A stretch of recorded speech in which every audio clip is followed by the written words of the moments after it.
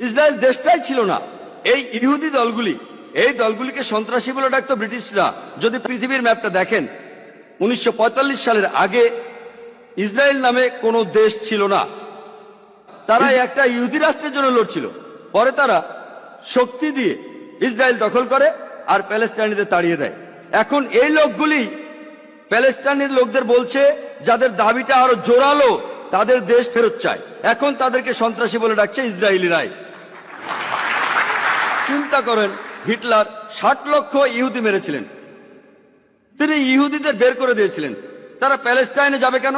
প্যালেস্টাইনিরা তাদের জ্ঞাতিভাইদের আমন্ত্রণ জানিয়েছিল। তারা যদি কোনো দেশ চায়, তাহলে জার্মানিতে ফিরে যাওয়া উচিত, ইউরোপে যাওয়া উচিত।